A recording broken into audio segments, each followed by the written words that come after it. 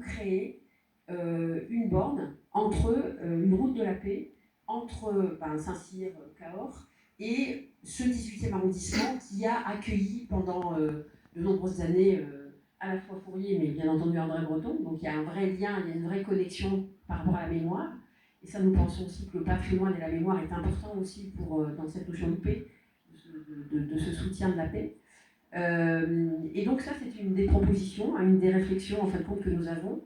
Et nous avons aussi, parallèlement à ça, tout ça pour vous dire que je suis très touchée d'être là aujourd'hui, de voir aussi cette dynamique citoyenne, parce que ça, nous y croyons énormément. Et je vais vous donner un exemple. Tu parlais de l'ONU, donc ce projet, il est né de manière très locale avec un collectif d'artistes, d'habitants et d'artistes. Et nous avons, lors de la première édition, lancé un projet de mettre en application un programme de l'ONU, je ne sais pas si vous connaissez, qui s'appelle les 17 objectifs de développement durable. Et on s'était dit, comment pouvons-nous permettre aux habitants de prendre en main ces 17 objectifs, vas-y, et de les mettre en application au quotidien.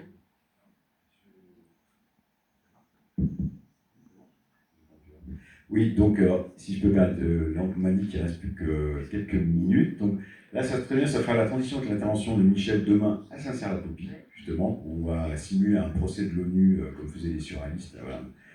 Procès à la fois, on va dire, provoquant et sérieux. Provocation, c'est la parole. Pour résumer rapidement avant le poème de Carlos, donc voilà, demain, on va pouvoir poursuivre, et notamment ce parti plus international, donc avec l'intervention de Michel donc à Saint-Cyr. Vous dire que si vous êtes intéressé de participer ou de débattre sur cette question de nouvelle route mondiale, soit de prolongement, soit de diversification, si vous voulez participer de la construction de cette route avec le Chili, avec le Mexique, j'ai oublié aussi en préparation avec le Québec, la Gaspésie, où Breton avait été avec Elisa, donc à la fin de la Seconde Guerre mondiale, où il a écrit ce fameux texte, voilà, Arcade 17.